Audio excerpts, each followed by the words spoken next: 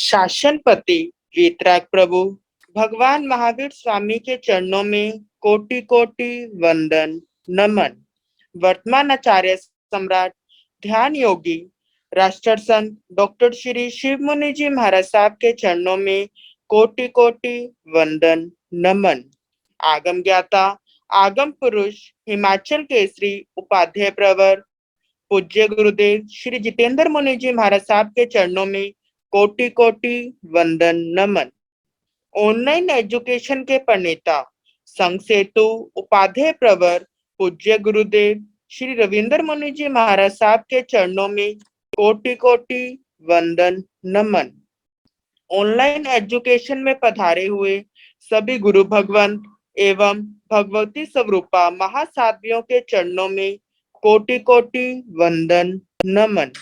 आज ज्ञानदाता आगम प्रदाता पूज्य गुरुदेव श्री जी की प्रत्यक्ष वंदना का लाभ ले रही हैं घोर तपस्विनी साध्वी श्री चेतना जी महाराज, उग्र तपस्विनी साध्वी श्री चन्ना जी बिल्लो जी महाराज आदि ठाना।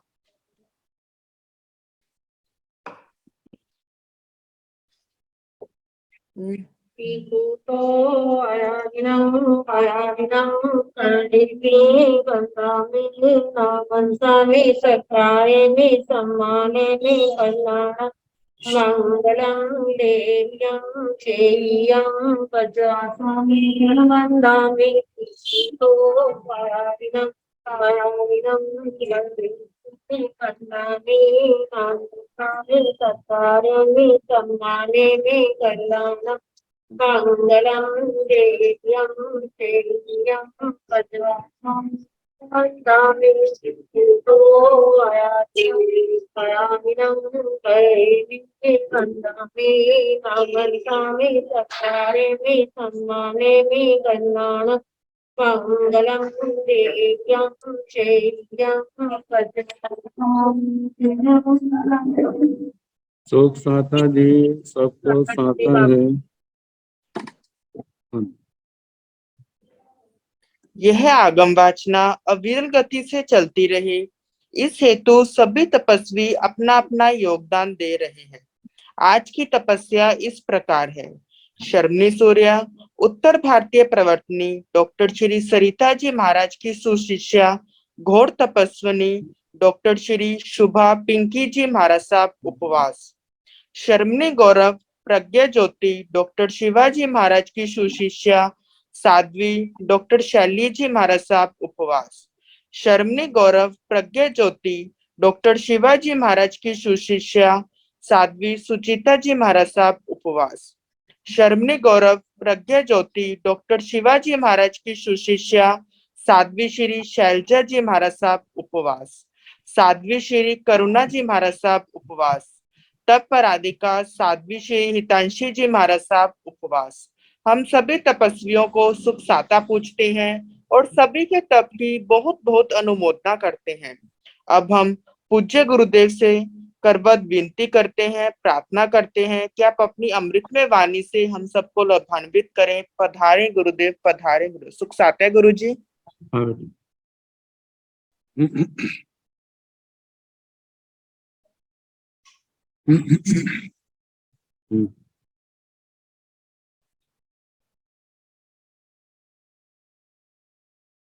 नमो अरिहंताण नमो सिद्धाण नमो आर्याण नमो ओवधायाण नमो लोय साहुण ऐसो पंच नमोकारो सब पावकनाशनो मंगलानंद संदेशे परमं भवै मंगलम।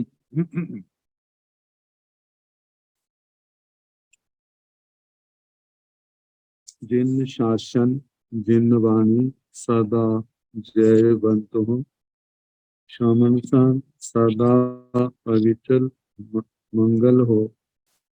मुक्ति को प्राप्त श्रमण भगवान महावीर स्वामी, उनकी परम पावन कल्याणी भागवती वाणी वाचक प्रमुख श्री इंद्र भूति गौतम आदि गंधर्व भगवंत युग प्रधानाचार्य परम पूज्य श्री सुधर्मा स्वामी जी महाराज, उनकी परम पावन पाठ परंपरा, वर्तमान आचार्य ध्यान योगी परम पूज्य श्री शिव मुनि जी महाराज एवं गुरुजन सबके पावन चरण स्रोतों में मेरा अनंत अनंत बार वंदना नमस्कार।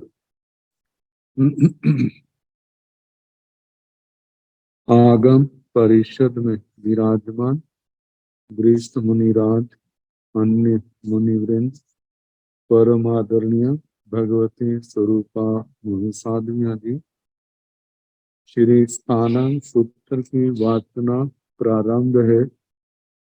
छठा स्थान सुनाया जा रहा है। कल मति ज्ञान के संबंध में सुना रहे तो छ बिहा उगह मई पणता अवग्रह मति 6 प्रकार की कही। अवग्रह इंद्रियां और मन के विषय का आपस में संबंध होना और इंद्रियों के द्वारा विषयों को ग्रहण किया जाना, तो अवग्रह, तो ये मति ज्ञान का भेद है, इसलिए अवग्रह के आगे मति शब्द को जोड़ा गया। तो ये अवग्रह मति 6 प्रकार की कही। वैसे जब अवग्रह के 2 भेद करते हैं, व्यंजनावग्रह और अर्थावग्रह, तब व्यंजनावग्रह के 4 भेद और अर्थावग्रह के 6 भेद। तो जहां भेद न करके सामान्य अवग्रह शब्द लिया है, इसलिए जहां पर 6 भेद कहे हैं कि अवग्रह मति 6 प्रकार की। तन जहां क्षिप्तम ओ गिण है, किसी वस्तु को जल्दी ग्रहण करना। बहुम ओ गिण है, प्रज्ञा की तीक्ष्णता के कारण एक ही बार में बहुत ग्रहण करना। बहुविधम ओ गिण है, बहुत भी अनेक प्रकार का है तो उसको ग्रहण करना। ध्रुवम ओ गिण है, ध्रुव रूप से ग्रहण करना। अनिश्यम ओ गिण है, बिना किसी आलंबन के ग्रहण करना। असंदिग्धम वो गिण है, असंदिग्ध, बिना संदेह के ग्रहण करना। तो जो क्षिप्तम ओ गिण है, इसको क्षिप्रग्राही कहा जाता है, मति ज्ञान। अवग्रह इहा अवाय और धारणा, जब शीघ्रता से वस्तु को जानते हैं तो उन्हें क्षिप्रग्राही कहा जाता है। तो अवग्रह के संबंध में जब किसी बात को शीघ्रता से ग्रहण करते तो वह क्षिप्रग्राही। जैसे कहा जाता है, अंधेरे में किसी जंगल में है, कुछ दिखाई नहीं देता, केवल एक आहट दिखाई दी, आहट सुनाई दी, और उसी समय आकाश में बादलों का कड़कना, बिजली का, बादलों का गर्जना और बिजली का कड़कना और चमकना। जब बिजली एकदम चमकी तो उसी समय क्या देखा कि सामने शेर या बाघ है। तो एकदम व्यक्ति इस चीज को ग्रहण करके वहां से दूर होने का प्रयास करता है। तो कहा कि इस प्रकार किसी भी बात को बड़ी शीघ्रता से ग्रहण करना, उसको कहा जाता है क्षिप्तम ओ गिणहाई। अब इसके आगे दूसरा है बहुम ओ गिणहाई, बहुत ग्रहण करना। कहते हैं यदि वे पदार्थ एक साथ बहुत से पदार्थ हों तो एक ही बार में सबको ग्रहण कर लेना। जहां बुद्धि की अधिकता होती है तो ये सारी बातें संभव होती। जहां बुद्धि में मंदता है वहां ये बातें असंभव जैसी दिखाई देती। तो एक साथ में बहुत से पदार्थों को ग्रहण करना, तो उसके लिए कहा जाता है बहु ओ गिण है, बहुत ग्रहण करता है। और जब एक ही वस्तु को विविध दृष्टियों से ग्रहण करना, तो अब उसको कहा जाता बहुविध ग्राही, बहुविहंग ओ गिण है। अनेक प्रकार को, अनेक गुणों को अनेक दृष्टियों से देखना, ग्रहण करना। और जब वे सामग्री होने पर विषय को अवश्यम भावी जानने वाले हो, जब वस्तु सामने आ जाती है तो उसको निश्चय रूप से ग्रहण करता है। तो इसको कहा जाता है ध्रुवम ओ गिण है, ध्रुव को ग्रहण करना। अब इसके आगे अनिश्यं ओ गिण है, जब अवग्रह इसको बिना हेतु के, मतलब बुद्धि की तीक्ष्णता से एकदम समझ लेना, तो कहा जाता है कि अनिश्यं, अनिश्यं बिना किसी आलंबन के उसको जान लेना, ग्रहण करना। असंदिग्धं ओ गिण है, और बिना संदेह के जो ग्रहण किया है उसके अंदर किसी प्रकार का संदेह नहीं, मतलब बुद्धि की तीक्ष्णता से वहां पर किसी प्रकार का संदेह नहीं, निस्संदेह उसको ग्रहण करता है। तो ये 6 प्रकार के हैं। ये तो तीक्ष्णता के रूप में, श्रेष्ठता के रूप में, और इसका दूसरा रूप मंदता के रूप में, टिप्पंग ओ गिण है, टिप्पंग ने ओ गिण है। तो ऐसे 12 रूप हो जाते हैं जो कल बताए थे। तो 6 स्थान का छठा स्थान होने के कारण से 6 ही प्रकार जहां पर ग्रहण किए। अब आगे इसी प्रकार 6 बीहा ईहा मई पणता, 6 प्रकार की ईहा मती कही। संजहा जैसे के टिप्पम ईहाई, बहुम ईहाई, बहुविहम ईहाई, ध्रुवम ईहाई, अनिश्यम ईहाई, असंदिग्धम ईहाई, टिप्पम ईहाई। एकदम मतलब के क्षिप्र, जल्दी, ईहा करना मतलब के निर्णय तक पहुंचना, निर्णय के लिए ऊहा पोह करना, जल्दी करना, तो क्षिप्पम ओ ईहाई। और एक समय बहुत को बहुत ग्रहण करना, मतलब बहुत बातों के संबंध में ईहा करना, तो बहुम ईहाई। और अनेक प्रकार की जब बातें आती हैं तो बहु विहंग ईहाई।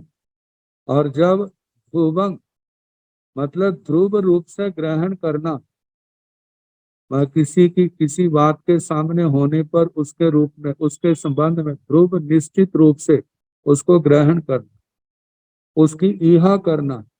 आगे अनिश्यम बिना किसी आलंबन के उसके संबंध में ईहा करना,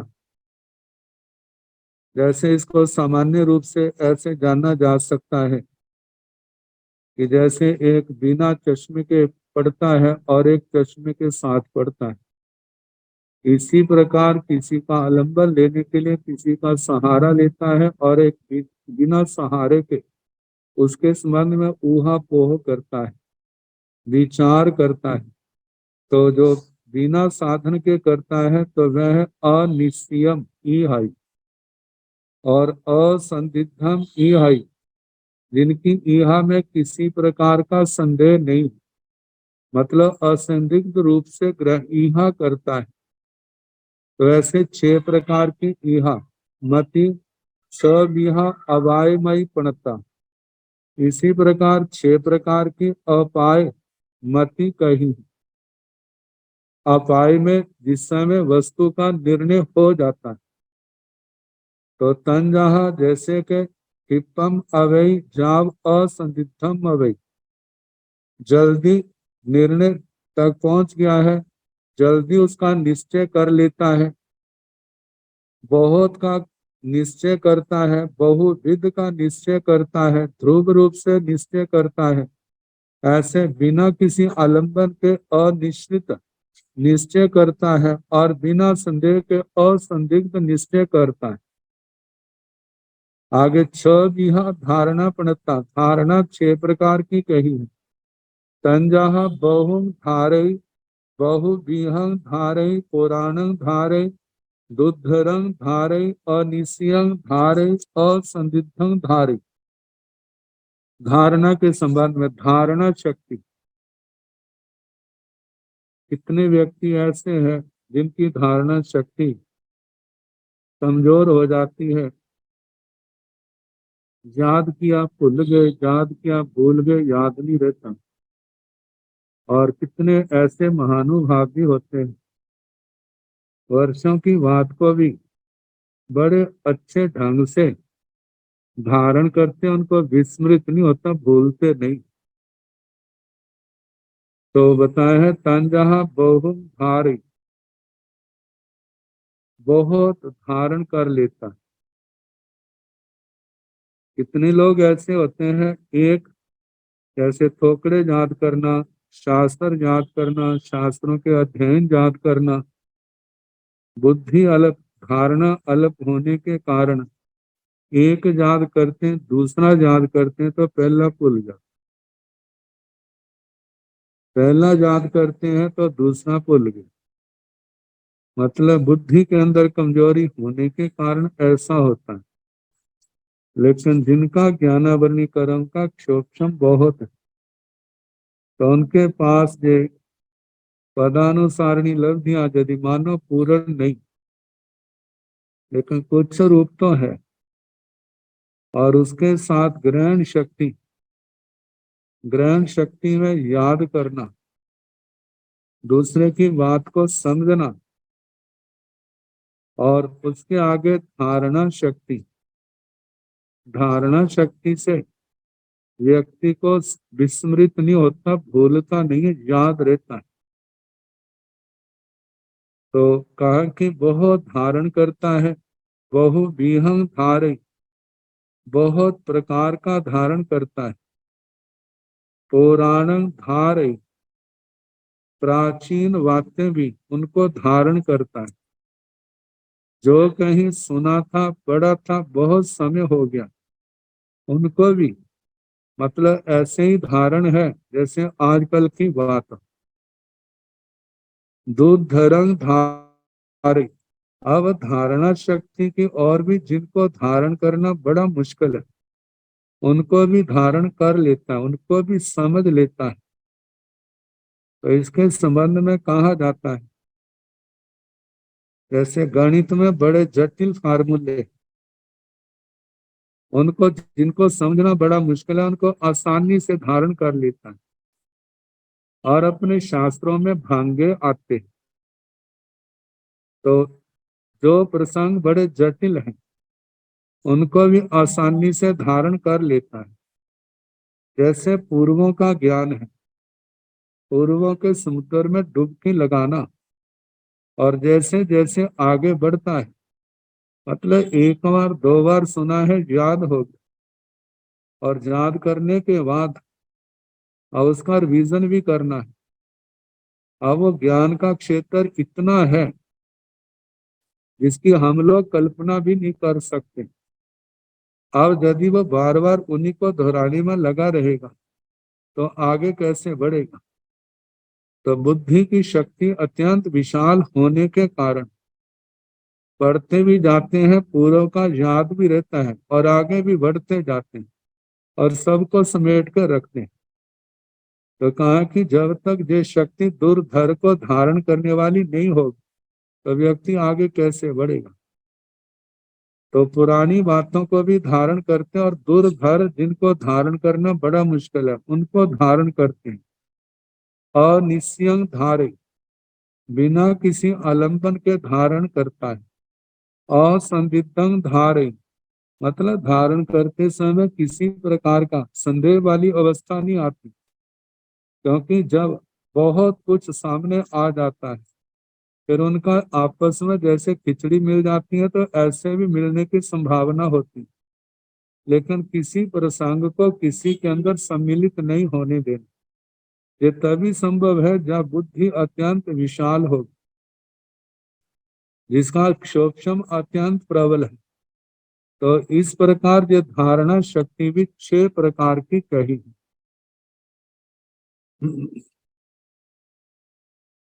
आचार्य भगवान ने पुराण और दुर्धर का जो अर्थ किया, बहुत प्राचीन बातों की स्मृति रखना, यह है पुराणं धारे, और दुर्धरं धारे, दुर्धर का अर्थ है गहन विचित्र विषयों को स्मृति में रखना।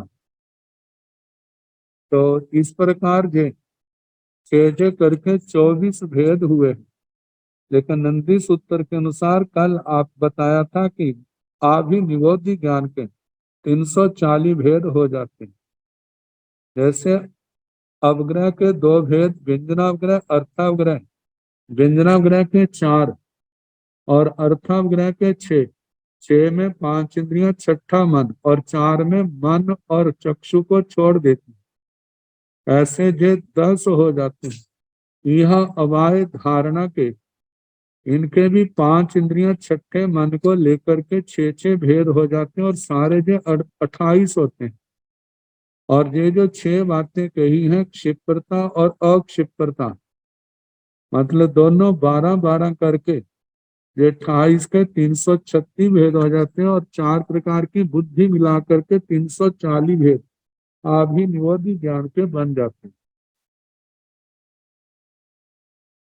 तो अब इसके आगे बाह्य और आभ्यंतर तप।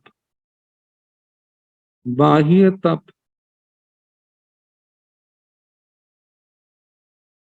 आभ्यंतर तप के संबंध में कहा जाता है जो जल्दी नजरों में आ जाता है वह बाह्य तप, और जो जल्दी नजरों में नहीं आता वह आभ्यंतर तप। बाह्य तप का शरीर पर जल्दी प्रभाव पड़ता है, आभ्यंतर तप का शरीर पर प्रभाव नहीं पड़कर सीधा आत्मा के ऊपर पड़ता है। और दूसरी बात, अन्य मतों में बाह्य तप को ज्यादा प्रधानता है, लेकिन अपने जिन शासन में बाह्य तप के साथ साथ आभ्यंतर तप को बाह्य तप से भी ज्यादा प्रधानता है। तो इस प्रकार बाह्य और आभ्यंतर तप को लेकर के 6 भेद बताए। जो निर्जना के 12 भेद, 12 प्रकार की निर्जना, 12 प्रकार का तप है, तो निर्जना भी 12 प्रकार। तो 6 भी है बाहिर तवे पणते, तंजहा अनशन ओ मोयरिया भिखारिया रस परिचाय काय किलेसो पड़ी संलीनिया। 6 भी है आभंतरीय तवे पणते, तंजहा पाय चित्तम वीणाओ बिया बच्चन, तहेव सज्जाओ झाणंग व्यो सको।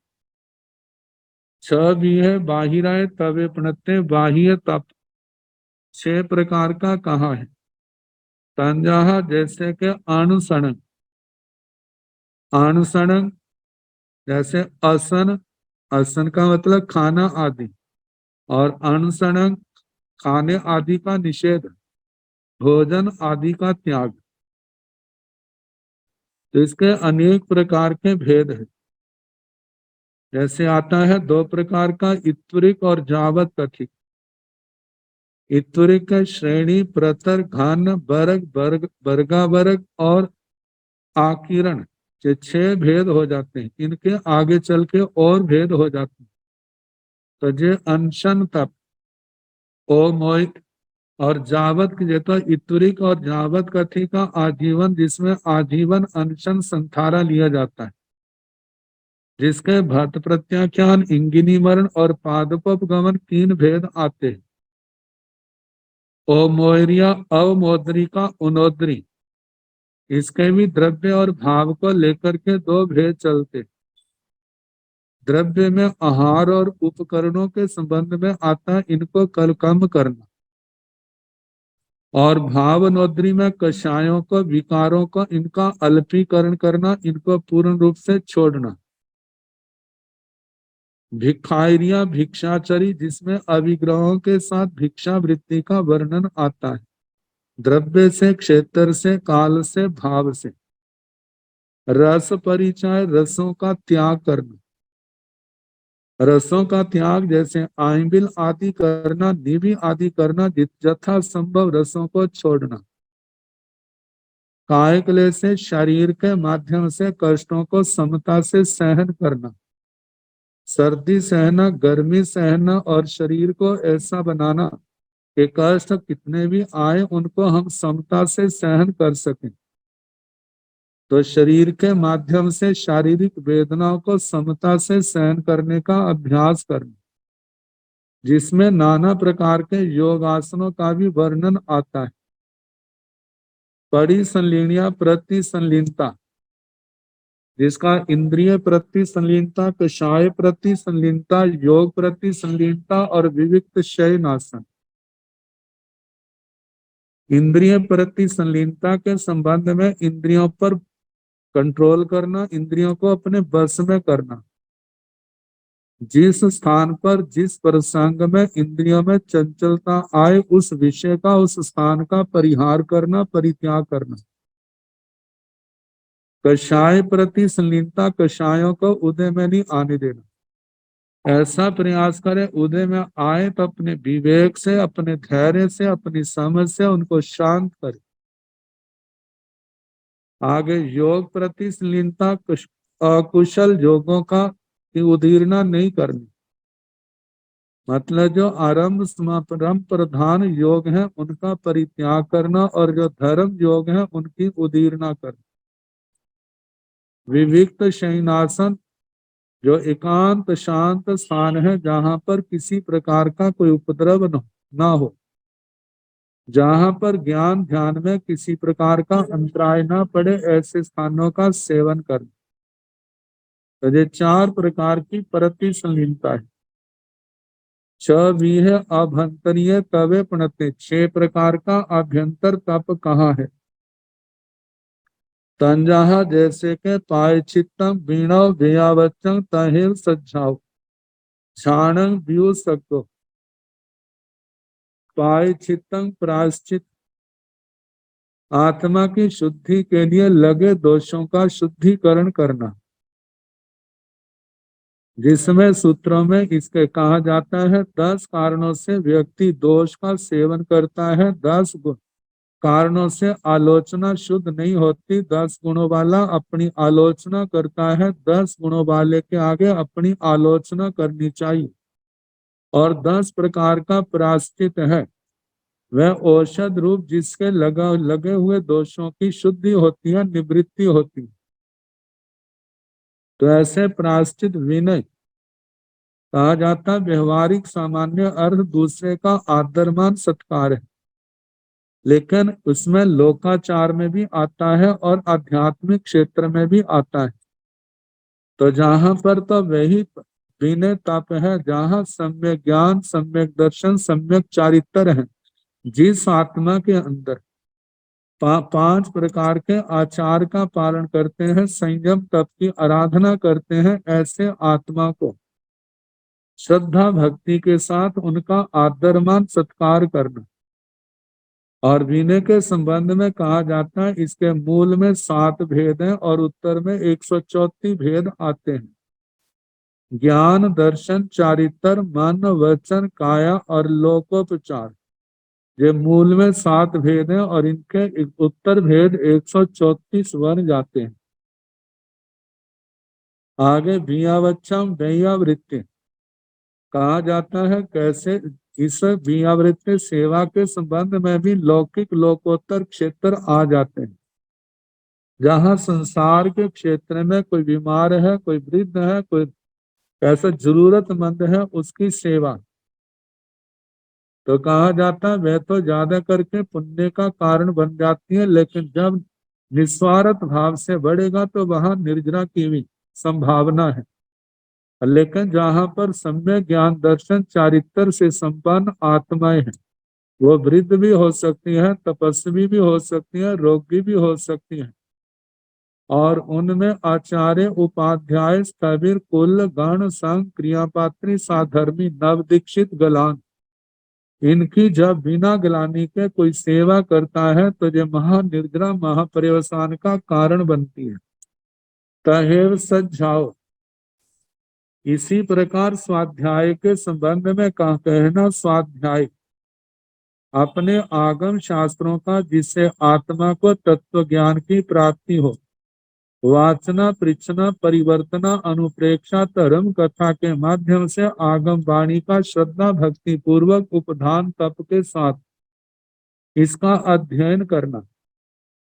जहाँ जे ज्ञान वृद्धि का कारण है वहां पर कर्मों की महानिर्जरा का भी कारण है, क्योंकि इसी सूत्र के तीसरे ठाणी में आया था जिसका स्वाध्याय अच्छा है उसका ध्यान अच्छा होगा, जिसका ध्यान अच्छा है उसका तप चरित्र जे अच्छे होंगे। तो साधना की निर्मलता का, पवित्रता का सबसे बड़ा हेतु जो जहां पर बताया वो आगम वाणी का श्रद्धा भक्ति के साथ किया गया स्वाध्याय। तो वाचना, पृच्छना, परिवर्तना, अनुप्रेक्षा, धर्म कथा जिसके भेद है इसके माध्यम से स्वाध्याय की तपस्या करना, जो महानिर्जरा महापर्यवसान का कारण है। आगे झाणंग ध्यान, ध्यान है जिसके 4 भेद हैं, आर ध्यान, रौद्र ध्यान, धर्म ध्यान और शुक्ल ध्यान। तो जिसमें आर ध्यान और रौद्र ध्यान का परित्याग, इस ध्यान के अंदर नहीं जाना ये तपस्या है। और दूसरी ओर धर्म ध्यान की आराधना, शुक्ल ध्यान की आराधना वह भी निर्जरा का कारण है। तो कहा कि अशुभ से निवृत्ति करना और धर्म ध्यान, शुक्ल ध्यान की ओर प्रवृत्ति करना ये तप। और बात दूसरा जो आभ्यंतर तप का 6ठा भेद है वह व्यूसर्ग व्युत्सर्ग। उत्सर्ग त्याग को कहते हैं। बी का मतलब विशेष करके त्याग, कि त्याग करने के बाद उसकी ओर जिसको छोड़ना है उसकी ओर जरा भी ध्यान नहीं देना, जिसके द्रव्य और भाव से 2 भेद बन जाते हैं। तो जहां व्युत्सर्ग का कहा है कि जिस साधक ने संघ के अंदर सब कुछ छोड़ करके समस्त प्रकार के रिश्ते नातों, धन दौलत, परिवार आदि को छोड़ करके जो दीक्षित हुआ है, और दीक्षित होने के बाद जहाँ संयम का पालन कर रहा है, गुरुओं के सानिध्य में रह करके गुरुओं की सेवा करता हुआ शास्त्र स्वाध्याय आदि करता है, नाना प्रकार की तपस्याएं करता है, जब आत्मा के अंदर 8 महागुण पैदा हो जाते हैं जिनका 8वें गुण 8वें स्थान के अंदर वर्णन आएगा। तो कहा जाता है जब 8 गुण पैदा हो जाते हैं तो अपने आचार्य आदि आचार्य के प्रमुख गण के प्रमुख संतों को विश्वास में लेके उनकी आज्ञा लेकर के एकल विहार प्रतिमा स्वीकार करते हैं। तो जब स्वीकार करते हैं तो उस समय पहला गण का त्याग है, दूसरा शरीर का त्याग, शरीर के प्रति आसक्ति है, लगाव है, उसके संस्कार है, उन सब को छोड़ना।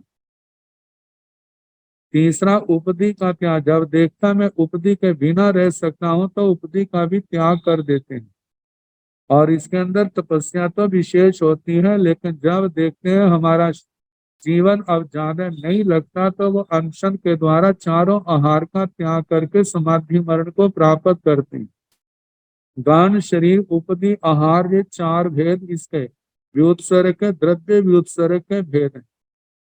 और जहाँ भाव व्युत्सर्ग का वर्णन आता है वहां पर कर्म विषय संसार, कर्मों का परित्याग, जिन कारणों से कर्मों का बंध होता है उनका परित्याग, जिनसे कर्मों की महानिर्जरा होती है उनका पादी की विशेष आराधना, कषाय ऐसे जिन कारणों से कषाय उग्र होते हैं, कषाय उदय में आते हैं उनका परित्याग, और जिस कारण से कषायों की आग बुझती है उसकी आराधना, जिसके संबंध में श्री उत्तराधीन सूत्र के 23वें अध्ययन में आया है, कषाया अग्निनो बुत्ता सूय शील तव जलम।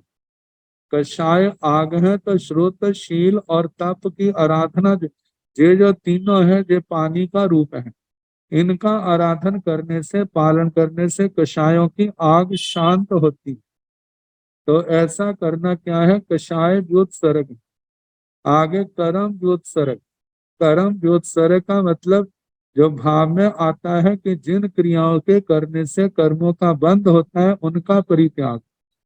और ये जो नाना प्रकार की तपस्याएं कही है जिनका करने से कर्मों की महानिद्रा होती है, वो उनकी आराधना पालना करना, वो जिससे कर्म महानिद्रा होती है, तो ये कर्म व्युत्सर्ग मतलब के संसार व्युत्सर्ग। जैसे पहला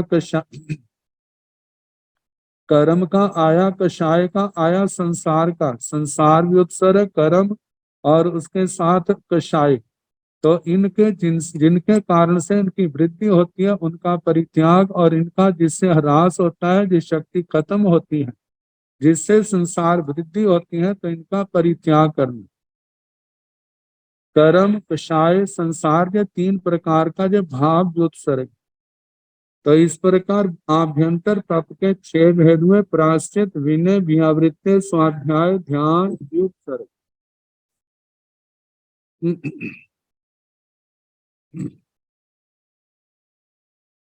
अब आगे वर्णन है, छ गीहे बीवाए पणत्ते तंजाहा ओ सक्त इत्ता, ओ सक्त इत्ता, अनुलोम इत्ता, परिलोम इत्ता, भ इत्ता, भेल इत्ता। तो छ भी है विवाह पणत्ते, विवाद 6 प्रकार का कहा। तो ये जो विवाद है, तत्व चर्चा, सिद्धांतों की चर्चा, प्राचीन काल में जो बहुत चलते थे शास्त्रार्थ, वो जो शास्त्रार्थ हैं उनको जहां विवाद के रूप में दिया गया। आगमों में कहा है कि साधु साधु ही को विवाद से सदा बचना चाहिए। विवाद जो है संकलेश का कारण है,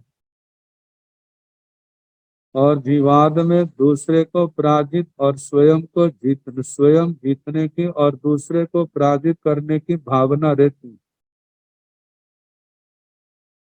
और जहां पर दूसरे को पराजित करने की बात आती है तो वहां दूसरे के मन में गांठ बंधती है, ये प्राय करके निश्चित ही है। मन के अंदर विक्षोभ भी आता है,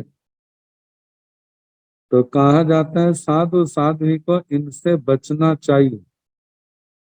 लेकिन जब चर्चा का प्रसंग आए तो कहा जाता है विवाद को संवाद का रूप देना चाहिए।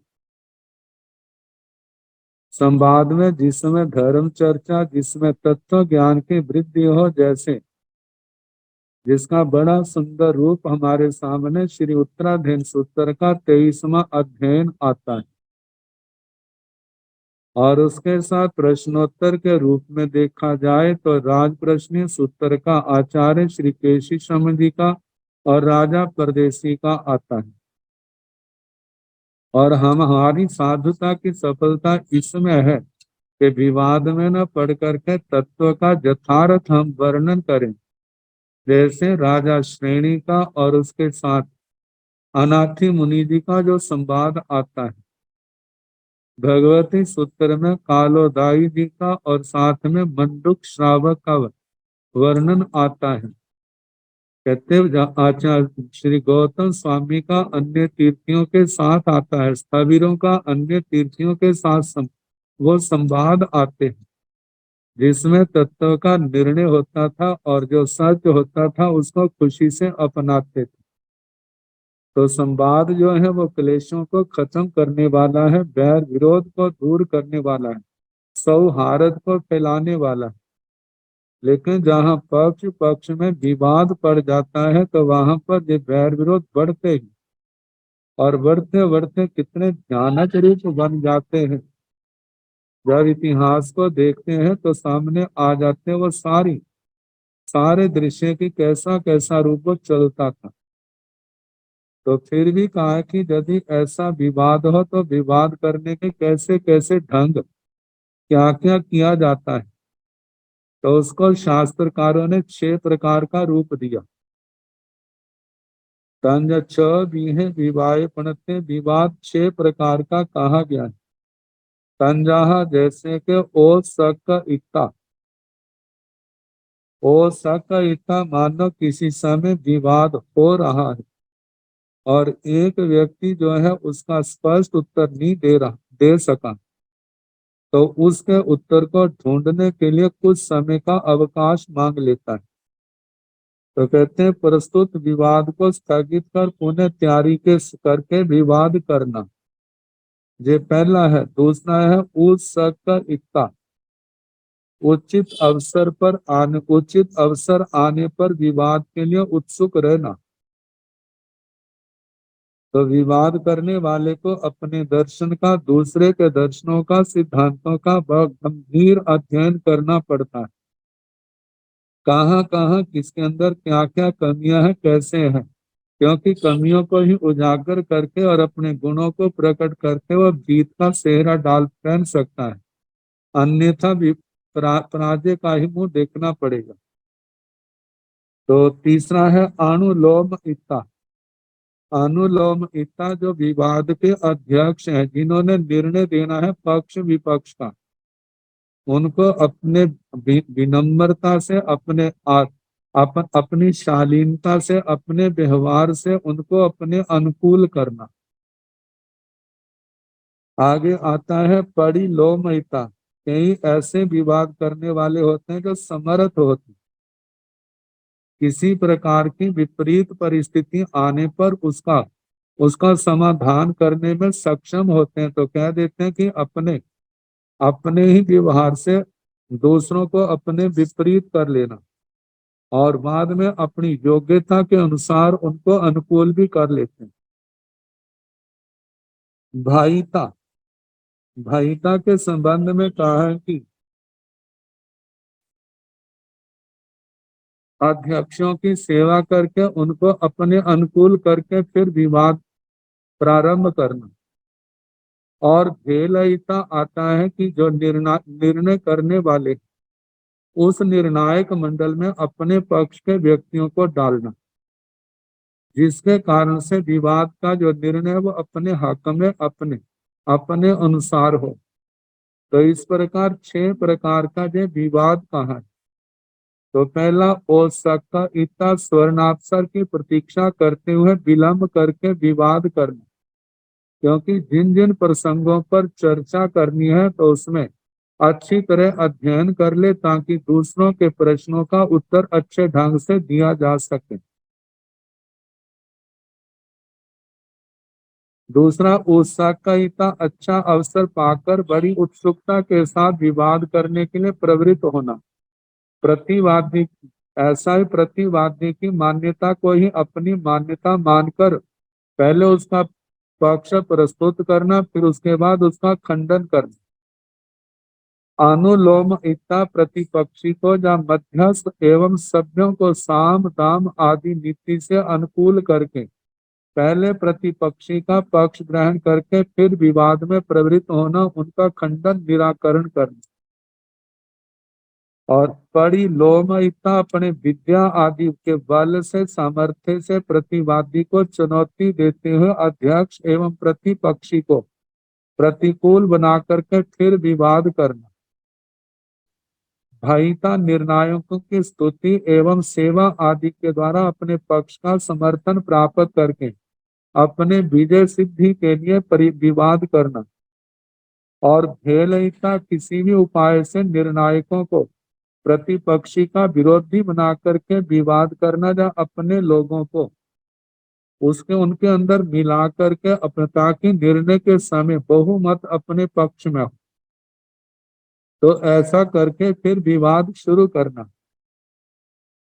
तो जहां पर आचार्य भगवान फरमाते हैं बस वास्तव में विवाद तो त्याज्य है, क्योंकि इसमें विजय की भावना रहती है। विजय तभी होती है जब दूसरे का पराजित किया जाए, पराजय से दूसरे का मन दुखता है, अतः विजय की भावना के पीछे दूसरे की पराजय के भाव होने से इसमें हिंसा है। हिंसा विरमण साधु का प्रथम कर्तव्य है। वाद विवाद में छल कपट का भी आश्रय लिया जाता है। छल कपट माया है, माया कषाय है, शल्य है। जो साधक कषायों की विजय के लिए चला है तो उसका क्या है, उसके लिए साधना के ऊंचे शिखरों पर पहुंचना संभव नहीं है। इसलिए कहा जाता है विवाद से बचना ही चाहिए। विवाद से बचने के लिए अनेकांतवाद का आविर्भाव जैन संस्कृति की महती देन है, जिसका हम सुंदर रूप ज्ञाता धर्म कथा में, भगवती सूत्र में, ज्ञाता धर्म कथा में श्री थावचा पुत्र जी जो श्रुत केवली भगवान थे और शुक परिव्राजक थे, उनका संवाद आता है। तो उन्होंने कहा था मैं उनके आगे 8 प्रश्न रखूंगा, मेरे प्रश्नों का उत्तर दे दिया तो मैं वंदना करूंगा, अन्यथा अपने ही प्रश्नों से उनको निरुत्तर करूंगा। लेकिन श्रुत केवली भगवान आचार्य श्री थावचा पुत्र जी ने अनेकांतवाद की शैली से, स्यादवाद की शैली से ऐसे उत्तर दिया जिसके कारण से वो श्रद्धा से अभिभूत होकर के शुक परिव्राजक उन्होंने अपनी श्रद्धा भावना प्रकट की, और उसके बाद धर्म संदेश सुन करके उन्होंने उनके चरणों में प्रवृत्तियां, जैन श्रवण की प्रवृत्तियां जो है स्वीकार की, और वह भी शुद्ध केवली बने और केवल ज्ञान पा करके सिद्ध गति को प्राप्त हुए। तो कहा जाता है ऐसे विवाद के स्थान पर हमारा अनेकांतवाद को लेकर के संवाद का रूप होना चाहिए। तो अब इसके आगे कहा है चौबीहा खुड्डा पाणा पणता तंजाहा बेंदिया तेंदिया चौरिंदिया समुच्चम पंचंदिया त्रिक जोड़िया तेऊ काइया बाऊ काई। छह खुड्डा पाणा पणता, ये 6 प्रकार के क्षुद्र प्राणी कहे। कहा जाता है वैसे तो किसी को क्षुद्र नहीं कहना, लेकिन ये इस दृष्टि से कहा कि जहां से निकला हुआ कितने कितने तो ऐसे मनुष्य भी नहीं बन सकते। उन स्थान जैसे तेजस काय, वायु काय, और कितने एक ऐसे हैं मनुष्य तो बन जाते हैं, साधु जीवन ले सकते हैं लेकिन केवल ज्ञान प्राप्त नहीं कर सकते। वजह उनकी क्या है, उन स्थानों से आने के कारण से विवशता है। तो इसलिए इनको कहा कि जो क्षुद्र प्राणी है तंजहा जैसे के बेंदिया 2 इंद्रिय, तेंद्रिय त्रिंद्रिय चौरिंद्रिय चतुरिंद्रिय समुच्चम पंचेंद्रिय त्रिक जोड़ी समूर्छम पांचंद्रिय त्रयंच जोनिक तेऊ काया बाहु काया तेजस कायिक और वायु कायिक। आचार्य भगवान कहते हैं कि इन्हें क्षुद्र प्राणी इसलिए कहा जाता है इनमें कोई भी देव जन्म नहीं लेता, पहली बात। दूसरी बात, इनसे निकल करके कोई चरम श्रीरी नहीं बन सकता। कहते हैं पृथ्वी पानी वनस्पति और गर्भज इनमें जीव देवगति से लौटकर जन्म ले सकता है, और इनसे निकला हुआ जीव मनुष्य जन्म पा करके सिद्धत्व को भी प्राप्त कर सकता है। लेकिन संयमी पुरुषों को इन सब जीवों की रक्षा के लिए यत्नशील रहना चाहिए। आगे बताया चौबीहा गोयर चरिया पणता तंजाहा पेड़ा अर्ध पेड़ा गोमुतिया पतंगवत्या संभुकवट्टा गंतुम पच्चा गया। 6 प्रकार की गोचर चर्या कही। इसको भिक्षाचरी तप में, क्षेत्र भिक्षाचरी में वर्णन इसका आता है। द्रव्य, क्षेत्र, काल, भाव, जो 4 भेद भिक्षाचरी तप के कहे हैं, तो उसमें क्षेत्र भिक्षाचरी जो है उसमें जो 6 भेद आए हैं, छ मीहा गोयर चरिया पणता, 6 प्रकार की गोचर चरिया कही है। तंजहार जैसे के पेड़ा पेटी, अर्ध पेड़ा अर्ध पेटी, गोमुत्या गोमूत्रिका, पतंग भी है पतंग, वीथी का शंभु का वर्ता, शंभु का वर्ता, गंतुम पच्चा गया, गंतुक गत्ता प्रत्यागता। जिसके संबंध में बताया, पहले बताया है पेड़ा।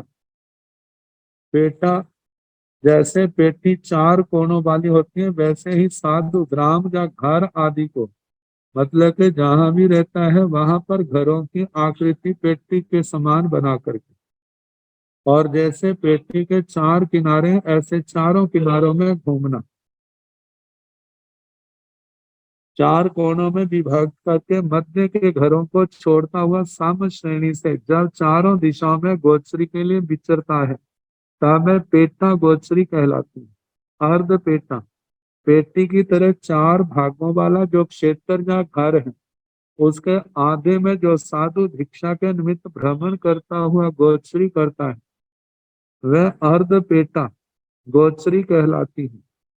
गोमूत्रिका, जिस भिक्षाचर्या में कभी दाएं से बाएं और बाएं से दाएं के घरों में साधु भिक्षार्थ भ्रमण करता है, वह गोमूत्रिका गोचरी कहलाती है। पतंग वीथिका, जैसे पतंगा शलभ उड़ता है उसकी तरह पहले एक घर में आहार लेना, फिर बीच में 5-6 घरों को छोड़ करके 7वें 8वें घर से आहार लेना, ऐसे कुछ कुछ घर छोड़ करके गोचरी लेना, ये पतंग वीथिका।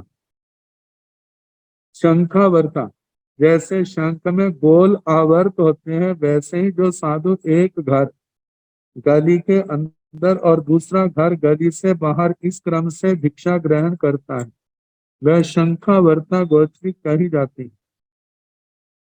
गत गंतुम पच्चाज्ञा, गत प्रत्यागता, जिस भिक्षाचरी में साधु गली की एक पंक्ति के घरों में गोचरी करता हुआ आगे बढ़ता है और वापिस में दूसरी पंक्ति के घरों में गोचरी लेता है, ऐसी गोचरी जो है गंतुम पच्चाज्ञा गत प्रत्यागता कही जाती।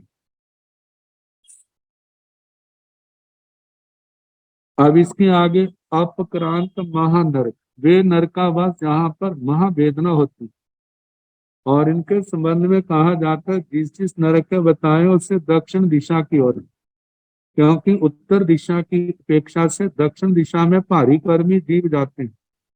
जब भारी कर्मी जीव है तो उनकी वेदना भी तो क्या भारी होगी, ज्यादा होगी। जम्बू दीवे दीवे मंद्रस पव्यस दाहिने न, इमी से ऋण पहाय पुण्य 6 अवकंत महा निर्यापनता, तंजाहा लोले लोलवे उदड्ढे निदड्ढे जराय पद जराय, चौथीण पंक पभाय पुण्य 6 अवकंता महा निर्यापनता, तंजहा आरे बारे मारे रोरे रोरुए खाड़ खड़े। जम्बू दीवे दीवे मंद्रस पव्यस दाहिने रंग, जम्बू द्वीप नामक द्वीप में मंदर पर्वत के दक्षिण की ओर, इमी से रैन प्रभाए पुण्य, इस रत्न प्रभा पृथ्वी के 6 अवकांत महा निर्यापणता, 6 अपक्रांत महा नरकावास कहे। तंजहा जैसे के लोले लोल, लोलुए लोलुक, उदड्ढे उदग्ध, निदड्ढे निर्दग्ध, जराय जरक, और प्रजराय प्रजरक, ये 6 महा नरकावास, मतलब कि नरकावास है जहाँ वेदना बहुत ज्यादा।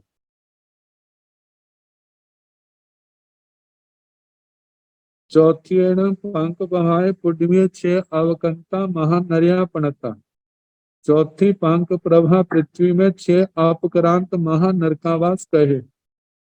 तन जहाँ जैसे के आरे बारे मारे रोरे रोरवे खाड़ खड़े, आरे आर मारे मार, मतलब आरे आर बारे बार मारे मार रोरे रोर रोरवे रोर रोरुक खाड़ खड़े खाड़ खड़, विचौथी नरक में कहे। इनके संबंध में कहा कि जो जीव धर्म से सर्वथा विमुक्त है, धर्म भ्रष्ट है, ऐसे जीव ही अपक्रांत नरकावासों में नारकी बनते, जो महानरक समस्त शुभ भावों से रहित, अन्य नरकों से अति निकृष्ट और एकांत अप्रिय स्थान, उन्हीं को अपक्रांत नरक कहा गया। यद्यपि सभी नरकों में जीव पाप कर्म का फल भोगते हैं, तथापि इनमें भी अपक्रांत नरक अत्यंत निकृष्ट होते हैं। रतन प्रभा पृथ्वी में 6 अपक्रांत महानरक हैं। उनके नाम जो लोल, लोलुप, उदग्ध, निर्दग्ध, जरक और प्रजरक हैं। वास्तव में देखा जाए ये 6 नरकावास दक्षिण की ओर है। पहली नरक है दक्षिण की ओर, और चौथी पंखपुरा पृथ्वी में भी दक्षिण दिशा की ओर 6 अपक्रांत महान नरक, आर बार मार रोर रोरूप और खाड़ खड़। तो कहा जाता है वैसे और नरकों में भी जो नरकावास ऐसे होंगे, लेकिन 6 की संख्या के अनुरोध से इन्हीं का वर्णन किया है, बाकी में उनकी संख्या कम ज्यादा हो सकती है। अब इसके आगे ब्रह्मलोक के 5वें देवलोक में कितने प्रस्तट हैं उनका वर्णन किया जाएगा, तो कल जैसे समय होगा प्रयास किया जाएगा।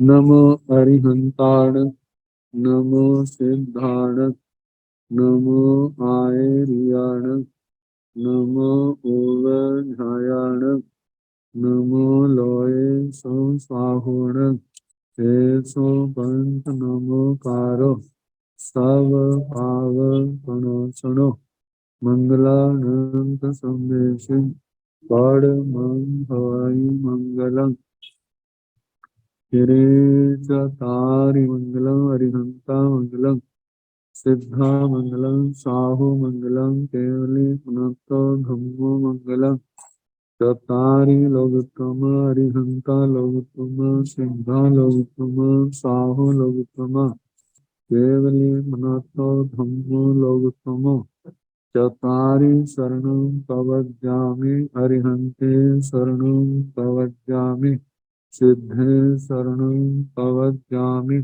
साहु शरणं प्रवज्जामि, केवली पुनतं धम्मं शरणं प्रवज्जामि। 4 शरणे सुख करने, दुख करने, मंगल करने और चलना नहीं कोई, जो भव प्राणी आश्रय है। सबको यथा योग्य वंदना, सुख शांति।